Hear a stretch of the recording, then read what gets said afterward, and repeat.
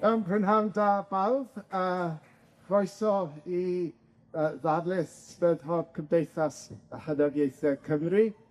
Hugh Price ydw i, dwi'n Llywyd i Gymdeithas am eleni. Mae'n blesed mawr croesawu pawb yma, y prynhawn yma, fel bydd llawer ohonych chi'n gwybod, dwi'n siŵr dyma Gymdeithas Hynafiaethau Hyna y Cymru wedi sefydlu yng Nghymru ym 1847. Mae'n gyhoeddi cylchgrawn ysgolheigaeth swmpus bob blwyddyn sydd wedi bod yn mynd ers 1846. Mae yna 2 gyfarfod blynyddol, llawer o deithiau cerdded yn weld a safleoedd yn ystod y flwyddyn, a mae yna ddarlith Nadolig a yn y Steddfod fel chi'n gweld, darlith Gymraeg. Nawr, mae'n bleser gen i gyflwyno'n siaradwr heddi. Darlithydd heddi yw Ann Parry Owen, sy'n athro yn y Ganolfan Uwchhyfrydiau Cymreig a Cheltaidd, ac yn olygydd llun gyda geiriadur Prifysgol Cymru. Mae wedi gweithio'n helaeth iawn ar farddoniaeth yr Oesoedd Canol, gan gynnwys arwen prosiectau olygu gwaith beirdd ar y chelwydd, ac i greu golygiad newydd a digidol o waith guto'r glin.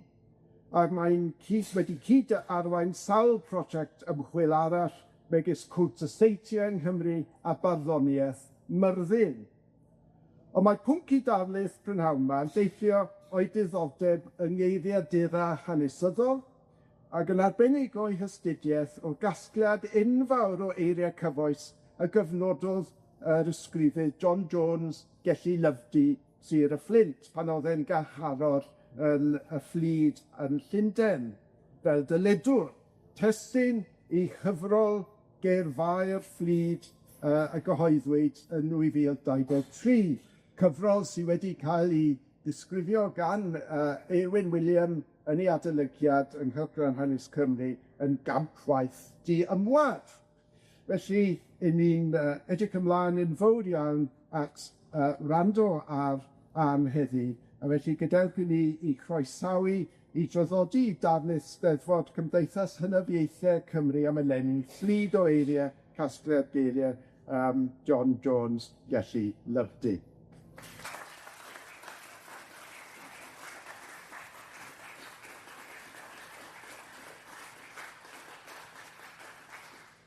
Diolch o galw'n Hyw, a diolch am y gwahoddiad caredig i ddod ato chi heddiw.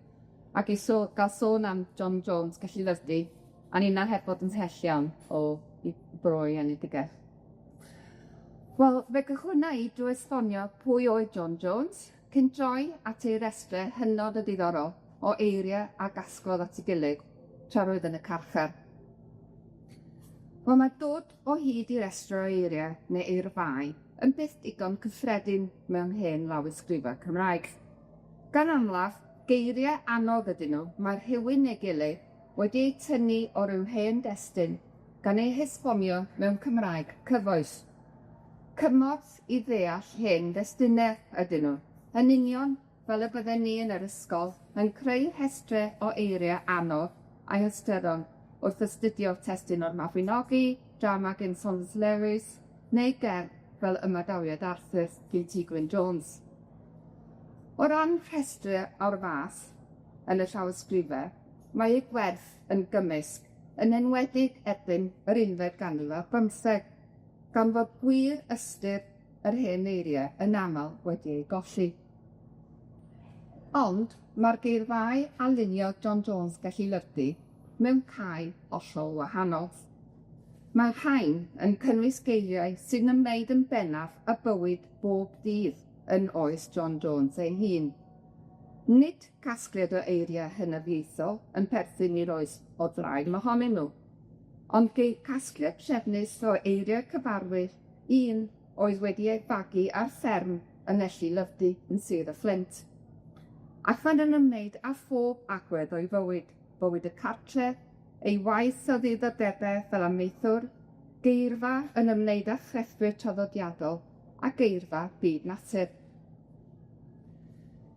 Fel casgliad, mae'r rhain yn gwbl unigryw yn y Gymraeg, ond yn y gorffennol, cael synweud trin fel y rhestr eraill a'i diystyrru. Roedd hynny'n rieni mewn gwirionedd gan ei bod yn rhoi cipolwg gwerthfawr iawn i ni ar fywyd ac iaith uchelwr o Sir y Fflyd ar ddechrau'r ail ganrif ar 15, gan hefyd ychwanegu'n sylweddol at eirfa hysbys y cyfnod ac at hanes geiriau nad oes gennym ar hyn o bryd ond tystiolaeth diweddarach o'i bodolaeth, os o gwbl.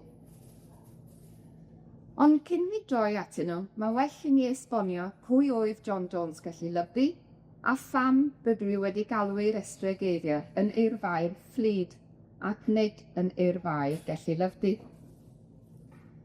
Wel, cyn i mi ddod ar draws y rhestr geiriau hyn, roeddwn i'n gyfarwydd iawn â gwaith John Jones fel copïwr llawysgrifau canoloesol, yn destun o'i hyddiaeth, yn dynodbennig felly yn farddoniaeth gan feirdd grychelwyr a beirdd y tywysogion o'i blaen. Oni bai am ei waith diwyd ef yn copïo, byddai llawer iawn o'n hen lenyddiaeth wedi mynd i ddifancoll. Roedd yn berchen llawysgrifen glir a hardd ac yn hoff iawn o addurnau dydylennau gyda phatrymau fel yr rhain, neu brif lythrennau a beirniedig, braidd yn busar yr brydiau fel yr haint, I sydd ar y chwith ac N sydd ar y dde. Fedrwch yn figio. Wel, roedd yn gopïwr gofalus a dibynadwy iawn, yn copïo'n union yr hyn oedd o'i blaen. Fesur llythyren heb newid dim.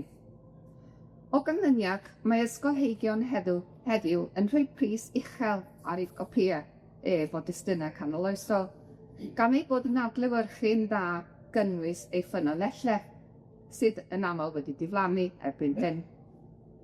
Mae e'n osgoi'r dieg a welir mewn ambell gopïwr mwy dysgedig i'n wella'r testun oedd yn ei gopïo. Cofnodi'n ffyddlon oedd no John Jones, ac mae hon yn ffaith allweddol i ni ei chofio wrth edrych ar ei waith yn creu rhestr geiriau. Cofnodi'n union y geiriau yr oedd ef yn gyfarwydd â nhw oedd ei nod, nid asu geiriau newydd. Byddai hynny wedi bod yn gwbl groes graen iddo.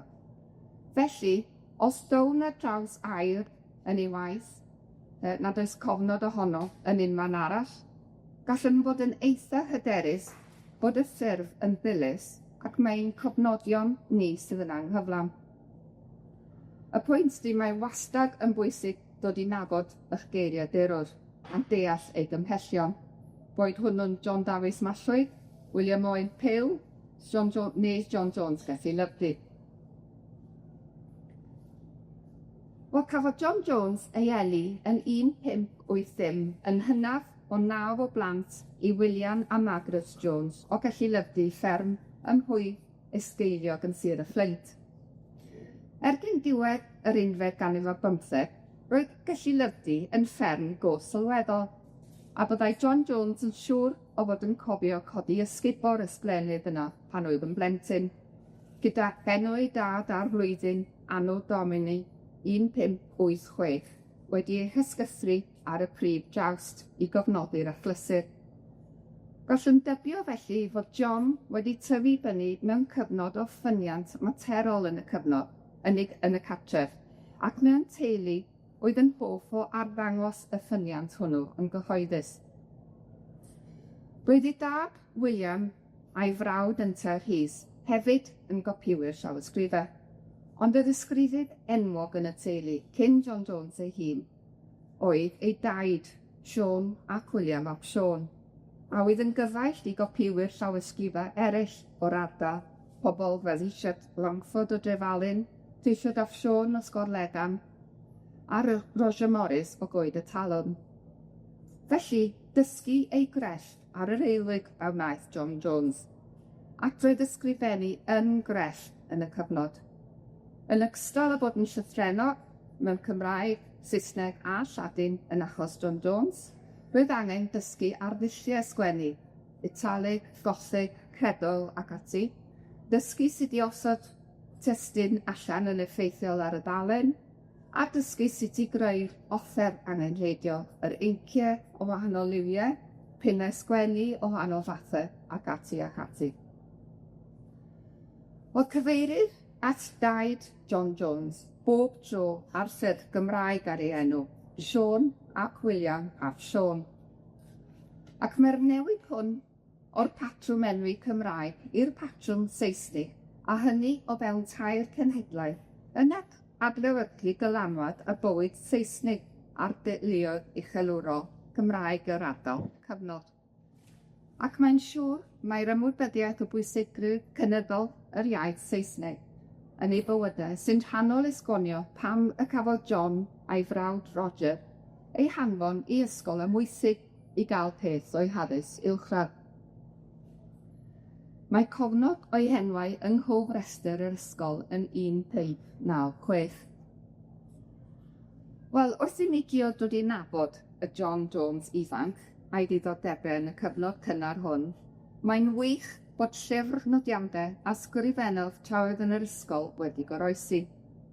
Mae hwn yn llawn o bob math o bethau diddorol, yn ddrafftiau o waith ysgol, gan gynnwys cyfieithiadau Lladin, cwestiynau, problemau mathemategol, fel hwn ar y sgrin, a hefyd ar nodiadau'r bynciau oedd y ddiddordeb arbennig iddo, ddysetiau ar gyfer creu inciau, cyfarwyddiadau ar sut i osod dail air ar ddalen, sut i gopïo delweddau o lyfrau, fel yr eiriau gwyn da ni wedi gweld, yn aresetiau'r sut i drin anwylderau cyffredin, fel doi gwddw, pigyn clust, neu hyd yn oed sut i dynnu fflaw allan o fus gan ddefnyddio glithen. Wedyn cyfarwyddiadau ar sut i wneud powdwr gwn, a llan gwyllt swnllyd o wahanol liwiau. A hefyd, gyfarwyddiadau ar sut i chwarae gena cardiau, yn cynnwys tics a sut i ennill. Wel, mae'n amlwg fod meddwl chwilfrydig iawn ganddo, a diddordeb yn hopeth. Dyma'r bwynt arall sy'n taflu goleuni ar gynnwys y geirfau. Roedd ganddo'r math o feddwl a aeth ati i holi a darganfod yr enwau am bob math o bethau, o berfedion melyn ddŵr i rannau offeb, cresbyn o bob math.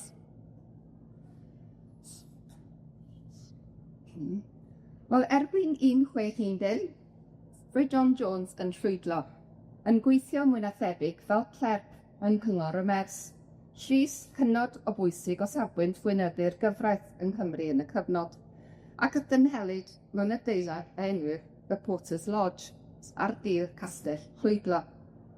Mae'r adeilad ar y chwith yn fan hyn bod y llys y mers, lle mae siop y castell heddiw. Ond, a rhywbeth o chwith. Ac yn 1617, fe can dan blo yng ngharchar y castell, oherwydd dyledion yn olchod tebyg.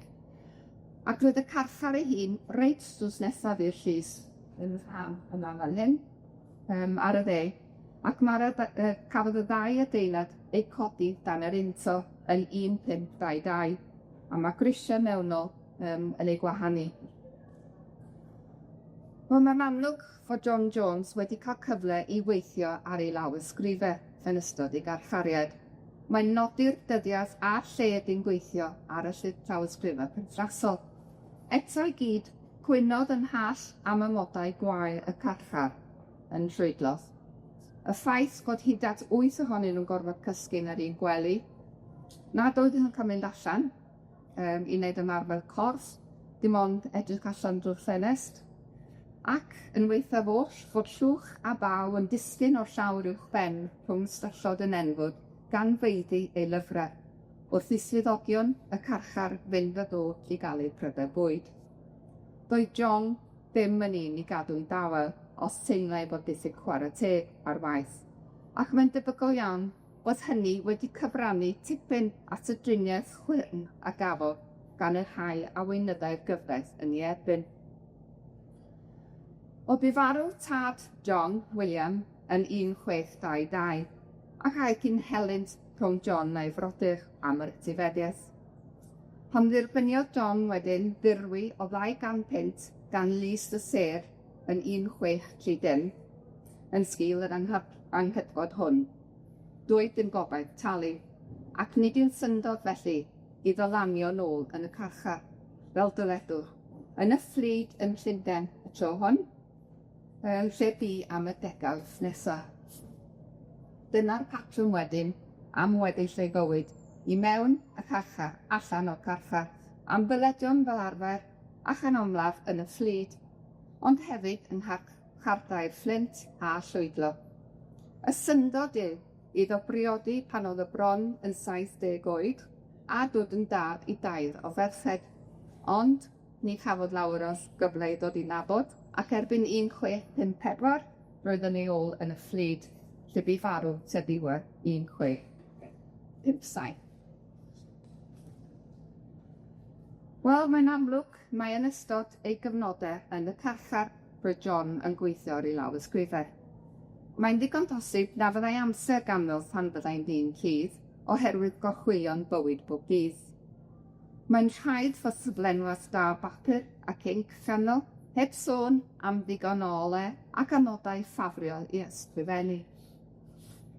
Y byddai'n cwyno ar ddiwedd ei oes sydd o gael ei gadw fel fel cwb yn y Fflyd, gallai'r carchar hwnnw mewn gwirionedd gynnig arhosiad digon cyfforddus i'r ddyledwr, nad oedd yn drwysedwr fel y cyfryw. Unwaith y byddai'r dyledion wedi'u talu, byddai'r dyledwr yn dyn rhydd.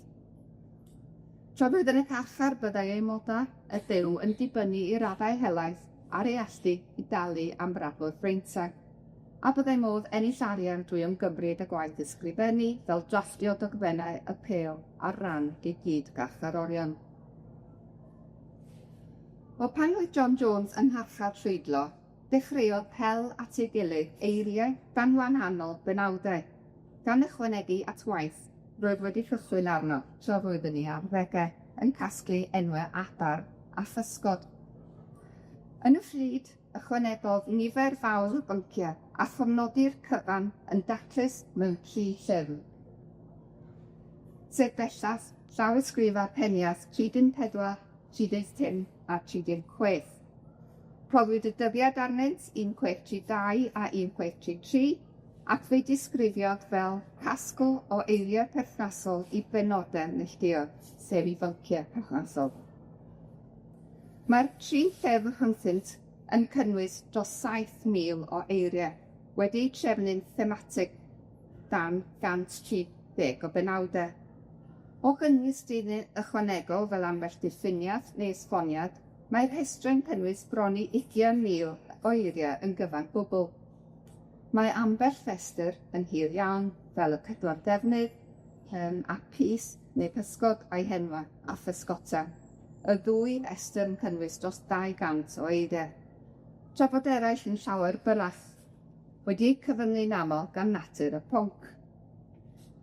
Dyma'i gofnod ar pysgodyn o'r enw'r Abar, ac fel y gwelwch, mae lawysgrifen yn hardd a chlir iawn. Yn sicr, mae'r rhestrau hyn yn dangos dyn a chanddo diddordeb byw a manwl ym mhopeth, lle yma eiriau yn ymwneud â sawl agwedd ar fywyd bob dydd, y tŷ a'i nodwedau'n pensaernïol, yr ystafelloedd fesul un, ynghyd â'r dodrefn a'r offer ag ei defnydd. Yr adeiladau cysylltiedig, y tai allan, fel y golchdy, y cocty a lleithdy, ymysg eraill. Ceir hefyd eiriau am y tywydd, gyda geirfa fanwl iawn yn disgrifio gwynt a glaw o hanol, ansawdd ac raddfeu. Yna'r fywyd amaethyddol gan gynnwys y da byw, gyda sylw arbennig yn cael ei roi i wartheg, defed a chysylau, gan gynnwys rannau eu cyrff, eu lliwiau, eu hafiechydon a'r offer a defnyddir i'w rheoli. Ceir rhestrau'n trafod offer a theclynau o bob math i drin y tir, fel yr arogr a'r o, cherbydau, staturiau, feiriafu, a bwyell i dorri choed a thocio cloddiau. Ac gwelir ei ddynylder wrth gorestru rhannau peiriannau a systemau o bob math, o felinau gwynt, cerbydau effectiau i systemau capffosiaeth mewn beudau. Mae rhestru eraill wedyn yn manylu ar offer a gweithdai crefftwyr traddodiadol, fel y cowper, tirnod, gogrydd, pledrydd, sef gneithwyr fwasau, saer maen, chwechydd, eilliedydd, sef y barbwr, ac ati. Ac yna yn y drydydd gyfrol, mae'n rhoi y prif sylw i byd natur, a chawn yno resbau helaeth o enwau pysgod, adar, coed a llysiau ymysg pethau eraill. Wel, nid yw'n syndod o gwbl fod llawer o'r geiriau heb eu gynnwys yn eiriadur FPF, geiriadur Prifysgol Cymru, nac mewn unrhyw eiriadur arall chwaith, neu bod y dystiolaeth dros eraill yn perthyn i gyfnodau tipyn yn diweddarach. Diffyg testunau ysgrifenedig cynnar yn trafod y pynciau yw'r rheswm. O'r 19th ganrif, enghraifft, daw llyfrau print cynharaf sy'n trafod afiechydon mewn anifeiliaid. O gynnyniad, mae rhestrau John Jones sy'n trafod afiechydon gwartheg, ceffylau a defaid yn cynnwys gifer fawr o dermau, sydd naill ai'n enghreifftiau cynharaf sydd gennym yn y Gymraeg, neu'n dermau sydd ddim wedi goroesi o gwbl, gyda milfeddygon Cymraeg bellach yn defnyddio termau sydd wedi haddasu o'r Saesneg. Mae brathiad dreinog yn enghraifft. Ceir hwn mewn rhestr o glyfydau buwch. Yn y gyfrol cyfarwyddyd profedig i bob perchen anifeiliaid a chyhoeddwyd yn y wyddgrug yn 1837, dy'r brathiad dreinog yn derm am llaeth coch neu gafod yn y cwrs, hynny ydy mastitis. Un o'r symptomau cynharaf mewn gwartheg sy'n dioddach o'r cyflwr hwn, fel yn achos mamau gyffredinol, yw lleihad yng nghyflenwad y llaeth. Yn y gorffennol, ni sylweddolid mae'r rheswm dros lleihad hwnnw oedd y ffaith fod yr haint eisoes wedi cydio. Fflyd yn cytrach mae dynogod o darfaid, yn dwyn llaeth y fuwch wrth iddi orwedd i gysgu yn y cae gyda'r nos. A byddai'r cochni o gwmpas y tethu yn cael ei ddehongli fel olion danedd y drinogod, a fi'n brathu wrth ddignon prawf felly. Wel, tystiodd Lewis Morris ynta i'r gred hon yn 1763, ond yn Saesneg yn anffodus, ac o grymodd mae'r ateb oedd iro'r tethu a menyn hall. John Jones felly pu'r cyfeiriad cynharaf sydd gennym at yr enw brathiad dreinog am mastitis yn y Gymraeg, a hynny o ddwy ganrif.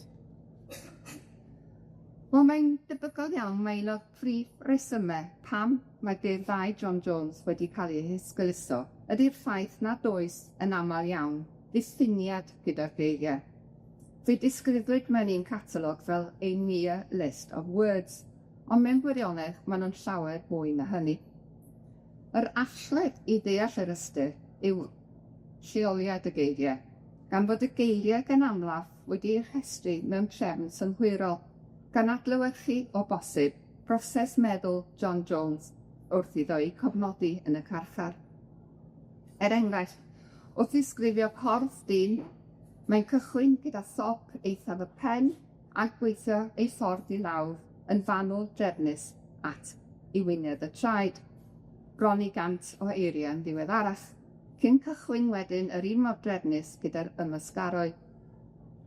Defnyddio'r un drefn systematig wrth enwi pob math o offer o bob math, gan gynnwys enghraifft rannau gweithio melyn dŵr neu rannau olwynion. Dro arall, cynnydd trefn y geiriau gan faint, cyfaint neu hyd. Enghraifft, wrth restru geiriau am lestru i ddal cyfeintiau amrywiol o rawn neu hylifau. A dyna hefyd yr allwedd i ddeall y rhestr o enwau am gasgliad o yd neu wair adeg y cynheuaf. Cychwynnid, fel gwelwch, gyda'r maint lleiaf, sef dyrnaid o yd, yna tanfa o yd, sef teiniad neu wasgariad, yna stelfryn, sef cymaint o yd a chyledir at un cymaniad, ac yna dran sydd meddai yn gyfartal a thrid dyrned, gan fynd rhagddo i enwi pynterau cynyddol ei maint ac amrywiol ei siap, fel gafr, ystwc, cogwrn, drefa, cocyn mwdw, das, cyrnen, bera a thrig, gan orffen gyda ysgafn, sef llon sgubor.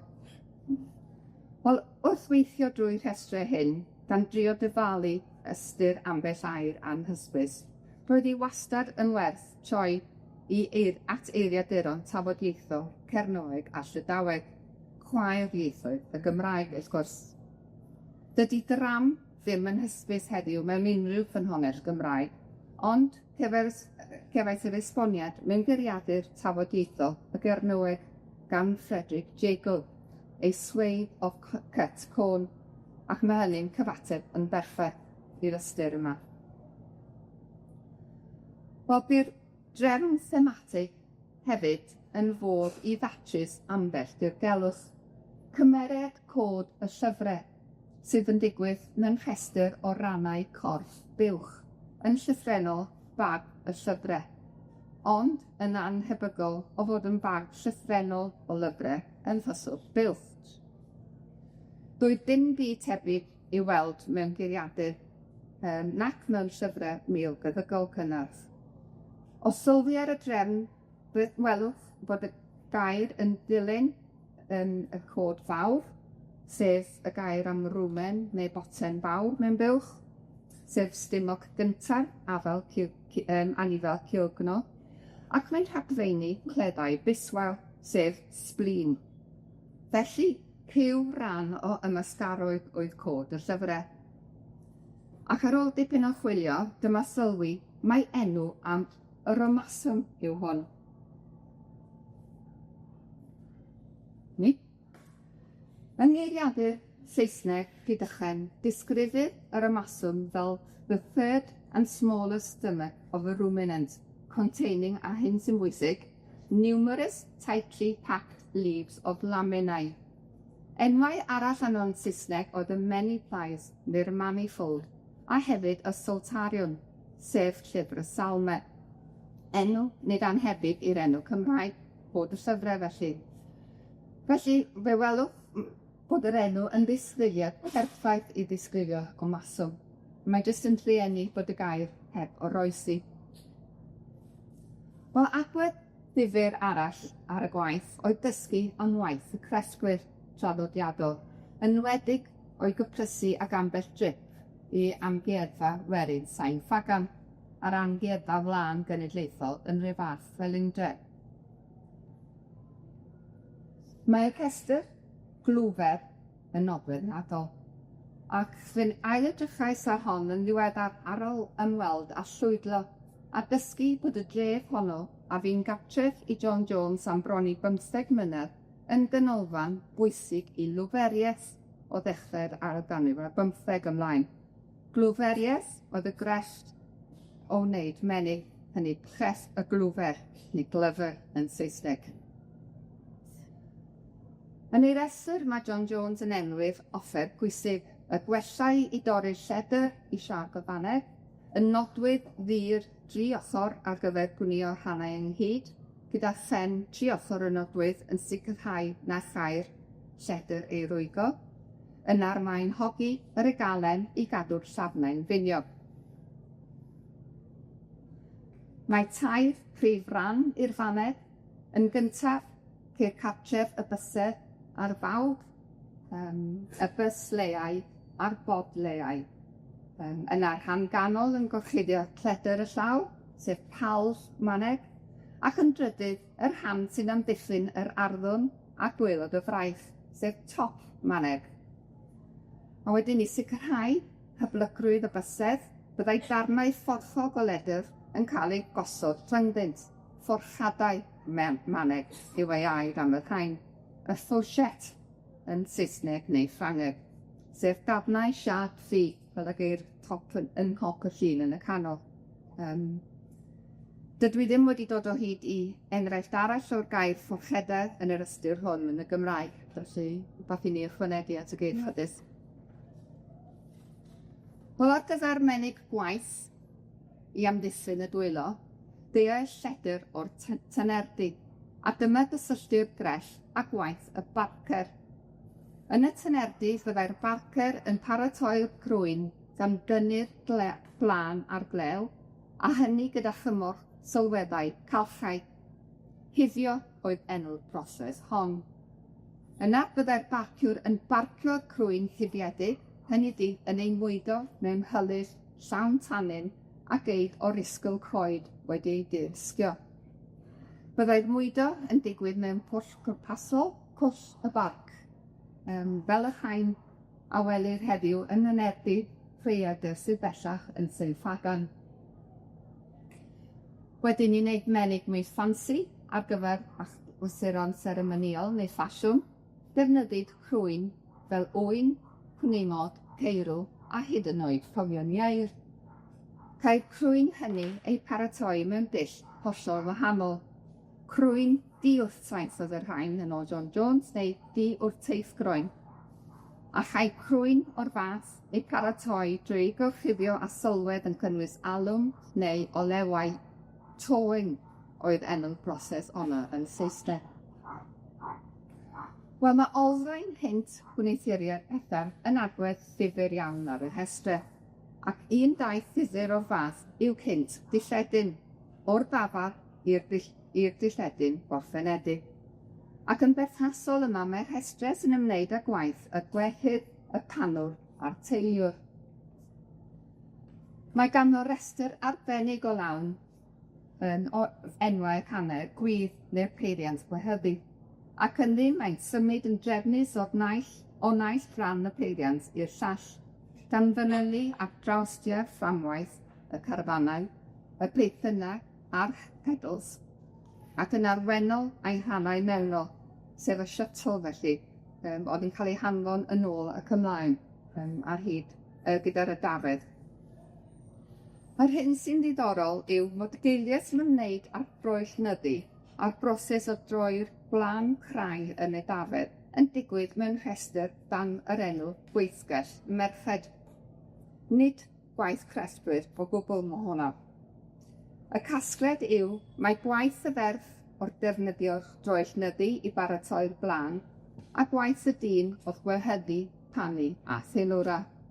Ac mae hynny yn cyd-fynd a sylwadau Iorwerth Pete a J. Geraint Jenkins o'r diwydiant gwlân traddodiadol yng Nghymru yn y cyfnod, a hefyd a lluniau cynnar fel hwn ar y sgrin sy'n dangos y dyn yn eistedd wrth y peiriant gwehyddu a'r ferch yn estyn y fflân iddo. Yn 1615, cyhoeddodd y Sais Gervase Markham gyfrol hynod o ddifyr yn disgrifio dyletswyddau'r wraig tŷ fel frydol. Ynddo, mae'n portreadu'r wraig fel cymeriad cryf ac abel a llanddu ofal dros bob agwedd ar bywyd y cartref, yn debyg iawn i wragedd uchelwyr Cymraeg yn ôl cerddi mawl Beirdd y Chelwydd. Ond, fel y dywedodd Michael Best, golygydd llyfr Markham, even Markham, with his concern that the housewife be as self-sufficient as possible, recommends that she take her spun thread to the weaver to be turned into clock. Wel, Merched oedd yn bendaf cyfrifol am y gwaith a oedd yn gysylltiedig ar hedydd y ffermdy, y gedyn, y ffocti, y cyfrdy, sef lle fragu cwrw, y lleithdy, yr odyn a'r bolchdy. Ac roedd nifer o'r cain estalwm wedi ei lleoli mewn adeiladau ar wahân i'r ffermdy ei hun. Rydw i wrth fy modd gyda'r rhestr hyn, a'i manylder, ond yn rhaid dewis beth i'w rannu, neu ewch i ddim adre heno. Mae yna 2 restr arbennig o lawn ganddo dan y teitl Cegin a Ffocti. Wel, y copti oedd y becws, lle roedd y ffwrm, a lle cael bara ei bobi. A dyma hen bopti Serndi Craig y Tân yn Lluniodd.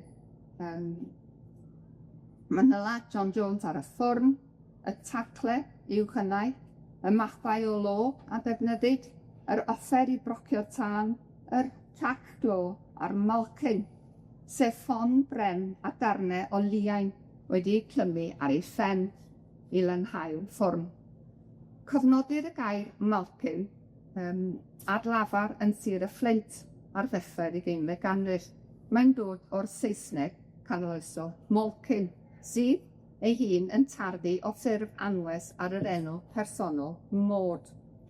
Enw arall ar y teclyn yn ardal Bangor yn ôl Ffrainc Clinton, yn ei astudiodd y dyfodiaeth yr ardal honno ar ddechrau'r 20fed ganrif, oedd ladi popty, sef yr un syniad personoli teclyn defnyddiol yn y tŷ, fel morwyr fath.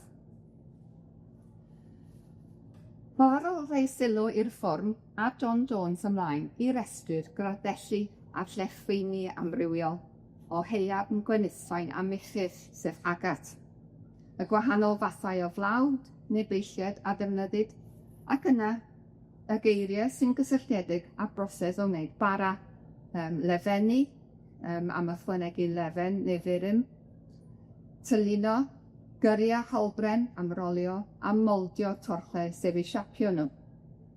Ac i orffen, mae'n llestri y cynnig, sef 19 math gwahanol o bara.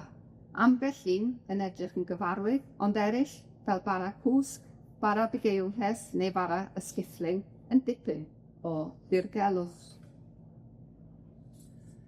Wel, mae ymchwilio i'r rhestrau hyn wedi bod yn agoriad llyged i mi ar gywyd yng Nghymru yn y gorffennol, yn enwedig bywyd merched. Wrth edrych ar y rhestr o eiriau yn ymwneud â golchi dillad dan y golchdy, roeddwn i'n synnu i weld geiriau fel lludw, lleisw a llutrodi, cyn dysgu y byddai dillad budur yn y cyfnod yn cael ei mwydo mewn trwyth yn cynnwys uwryn a lludw o goed tân, rhyw fath o pre-wash felly, gyda'r ammonia a geid fe'n sylwedd o'r fath yn effeithiol i gael gwared a stryniadau a sain. Wrth gwrs, rydyn ni'n dal i ddefnyddio ammonia a sylweddau tebyg i olchi a glanhau heddiw, ond bellach mae'n dod allan o goteli bach glân neis yn lle allan o pot piso. Wel, does gen i mond amser i sôn yn fyr iawn am ran olaf y geirfau, sef enwau byd natur, sydd yn cynnwys coed a'i ffrwythau, adar, gwyllt a do, pysgod, anifeiliaid bychen, pryfetach ac ati. Mae ei restr o dros 20 math wahanol o afal yn arbennig o ddiddorol. Mae rhai ohonyn nhw'n hysbys ac mae eraill yn hollol ddiarth. Mae'n debygol iawn mai Bangor escoed yw'r Bangor yn yr enw afal pêl Bangor, welir yr ail yn yr ail golofn. Tybed ail hwnnw wedi goroesi. Ond ei restr curaf o bell ffordd yw'r un yn cynnwys enwau hysgod, ac mae rhai o'i ddisgrifiadau difyr yn awgrymu fod ganddo ddiddordeb arbennig mewn hysgod. Mae'r rhestr mewn gwirionedd yn cynnwys unrhyw anifail sy'n byw yn y môr, gan gynnwys pysgod cregyn, y malfod, morfilod, a hyd yn oed y fôr forwyn, y credid yn y cyfnod i bod hi'n bysgodyn go iawn.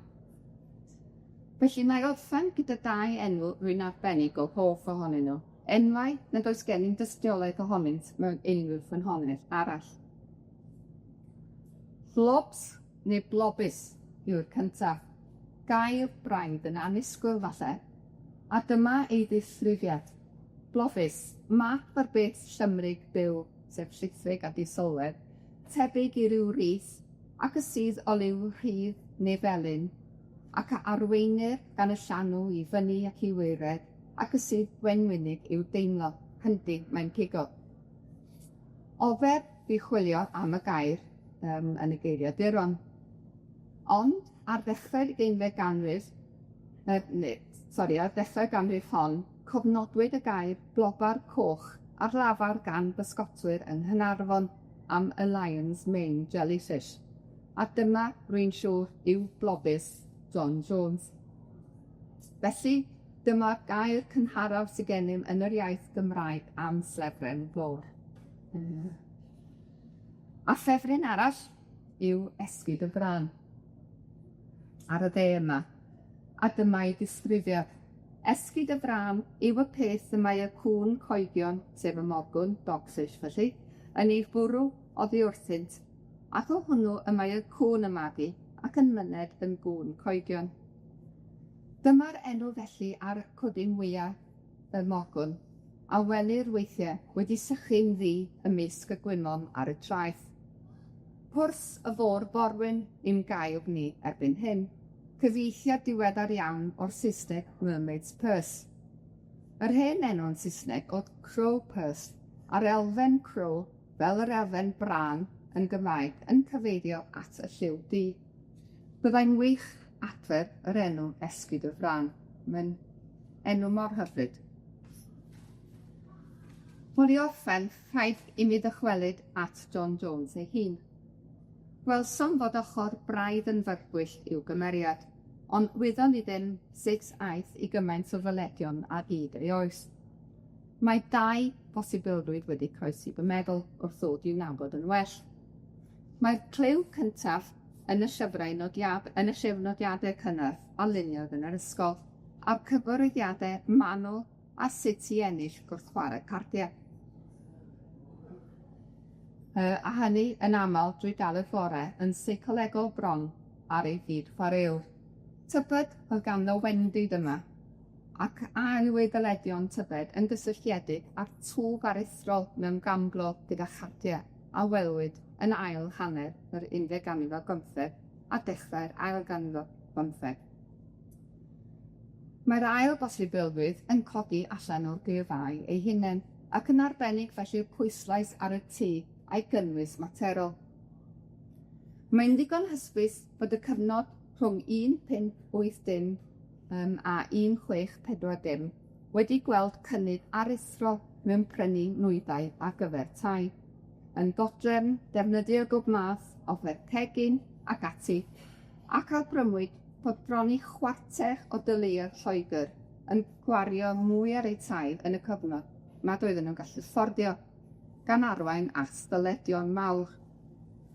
Yn ei hastudiaeth o benterniaeth Gellilyfdy, awgrymodd Peter Smith a Bevan Evans i'r tŷ gael ei foderneidio yn yr union gyfnod hwn rhwng 1580 ac 1640.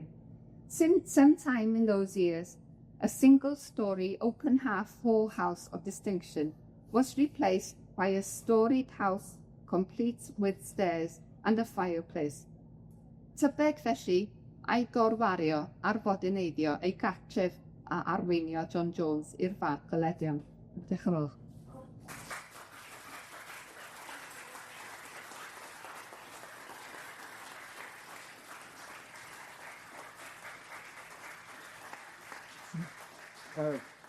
Diolch yn fawr iawn i ti am ddarlith ragorol. Difyr iawn gweld sut mae geiriau unigol yn gallu cyfleu bydoedd cyfan mewn ffordd, a bydoedd sydd wedi diflannu erbyn heddi, a ni wedi mynd o ymysgaroedd gwartheg lawr i flobus dar y môr ac i'r gegin mewn bar weithdir glofer a llawer o raddau eraill. A mae jyst dangos cyfoeth restr yma, felly mewn ffordd mae gyda ni ddyled beth bynnag i John Jones bod wedi mynd isio dyledion neu rhoddi gan gael yr amser a llonydd i sgrifennu'r rhestr yma. Felly, ni wedi dysgu llawer wrth y ti yn y ddarlith yma. Diolch o galon am gyflwyno hyn. Ac yn addas iawn i'r Cymdeithas hon wedi cyflwyno byd materol, y diwylliant materol y cyfnod modern cynnar rili drwy'r rhestrau geiriau. Felly gadewch i ni ddiolch unwaith yn rhagor i am ei ddarlith arbennig i mi y prynhawn. Diolch yn fawr.